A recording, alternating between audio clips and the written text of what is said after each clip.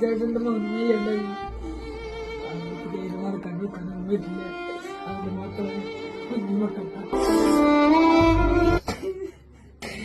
അസ്സലാമു അലൈക്കും വറഹ്മത്തുള്ളാഹി. എല്ലാ പ്രിയപ്പെട്ടവർക്കും നന്മ നിറഞ്ഞ നമസ്കാരം. സുബൈർ വെട്ടിയാനിക്കലാണ്.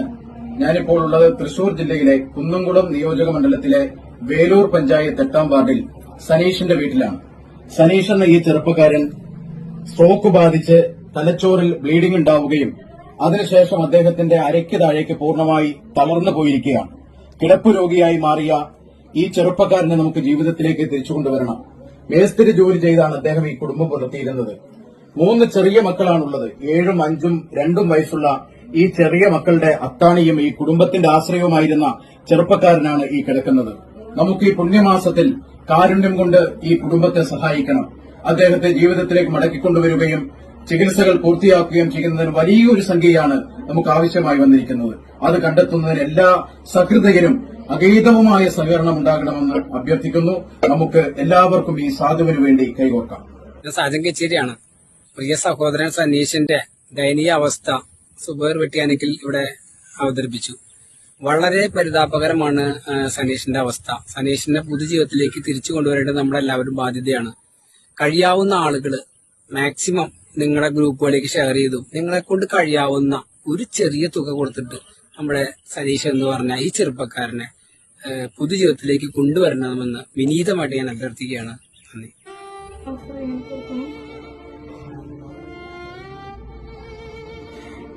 എന്റെ പിള്ളേരുണ്ട് എന്നെ ചോദിച്ചിട്ട് കിടന്ന് കരയുന്നുണ്ട്. ചേട്ടാ അത് വിഷമത്തില്ല, എന്നെ അതിനെ സഹായിക്കണം.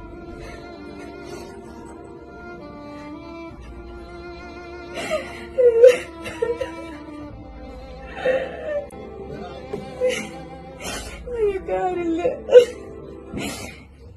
ഞങ്ങൾ പണിക്ക് പോയിരുന്നത് എന്റെ ഏട്ടനെ സഹായിക്കണം. എല്ലാവരും കൂടിയിട്ട്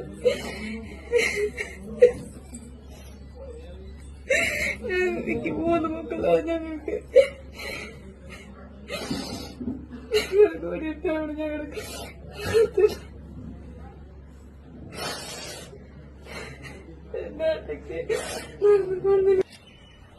എന്റെ പേര് ഷോബി, വേലൂർ ഗ്രാമപഞ്ചായത്ത് പ്രസിഡന്റാണ്. ഈ വാർഡിന്റെ മെമ്പർ കൂടിയാണ്. നമ്മളിപ്പോൾ നിൽക്കുന്നത് സനീഷിന്റെ വീടിന്റെ മുൻപിലാണ്. വളരെ ബുദ്ധിമുട്ടേറിയ സാഹചര്യത്തിലാണ് സനീഷ് ജീവിച്ചുകൊണ്ടിരിക്കുന്നത്. അവന്റെ അച്ഛൻ തൊട്ട് മുൻപാണ് മരണപ്പെട്ടത്. അതിനുശേഷം ജീവിതഭാരം കുടുംബഭാരമൊക്കെ അവനിലാണ് അർപ്പിതമായിട്ടുള്ളത്.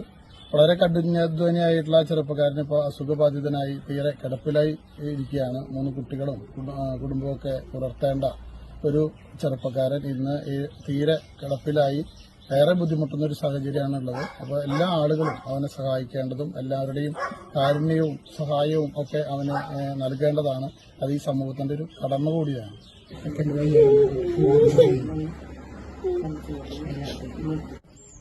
അസ്സലാമലൈക്കും. മുഹമ്മദ് തൊട്ട് കേച്ചേരി, ഒരു പൊതുപ്രവർത്തകനാണ്. എനിക്ക് പ്രിയമുള്ളവർ സനീഷിനെ കുറിച്ചുകൂടെ എല്ലാവരും പറഞ്ഞു കഴിഞ്ഞു. പഞ്ചായത്ത് പ്രസിഡന്റും വൈസ് പ്രസിഡന്റും ഒക്കെ പറഞ്ഞു കഴിഞ്ഞു. എനിക്ക് പറയാനുള്ളത് പ്രവാസികളടക്കമുള്ള ആൾക്കാർ ഒരുപാട് ഫണ്ട് ഇപ്പൊ ഈ റമദാൻ മാസത്തിൽ നമ്മൾ സദക്ക ചെയ്യുന്നതാണ്. അപ്പൊ അതിന്റെ ഒരു ഭാഗം ഈ പാപ ചെയ്തു കൊടുക്കുകയാണെങ്കിൽ വലിയൊരു ഉപകാരമായിരിക്കും. അത് ഏറ്റവും കൂടുതൽ ഉപകാരിക്കുന്നത്. കാരണം വളരെ ഗ്രാമത്തിൽ കോളനി ഞങ്ങൾ വന്ന് കണ്ടപ്പോൾ അപ്പൊ ഞങ്ങൾ എന്റെ പ്രിയ സുഹൃത്ത് സുബൈർ വിളിച്ചപ്പോൾ ഞാൻ വന്നതാണ്. അപ്പൊ ഞങ്ങൾ കണ്ടപ്പോൾ വലിയ വിഷമമായി. അപ്പൊ അതുകൊണ്ട് ഇവിടുത്തെ പഞ്ചായത്ത് പ്രസിഡന്റും പൊതുപ്രവർത്തകരൊക്കെ ഉണ്ട്. കഴിവിന്റെ പരമാവധി നിങ്ങൾ സഹായം ചെയ്തു കൊടുക്കണം. എന്റെ പേര് രാധാകൃഷ്ണൻ, ഞാനൊരു പൊതുപ്രവർത്തകനാണ്.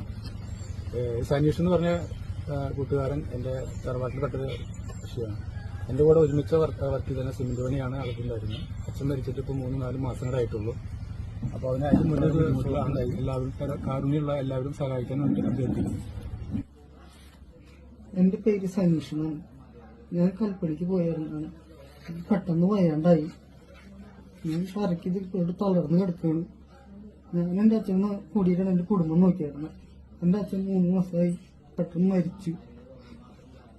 എന്റെ കുഞ്ഞുമക്കളാണ്. എന്റെ കുഞ്ഞുമക്കള് മുട്ടായി എടുക്കാൻ ഒക്കെ കരച്ചിലാണ് കുട്ടികൾ. നിങ്ങളെ രക്ഷിക്കണം. എന്റെ പേര് ജോസ്, ഞാൻ വേലൂർ സഹകരണ ബാങ്കിന്റെ വൈസ് പ്രസിഡന്റാണ്. ഈ ഭാഗത്തെ കൂടെ ഡയറക്ടർ കൂടെ മെമ്പറും കൂടിയാണ്.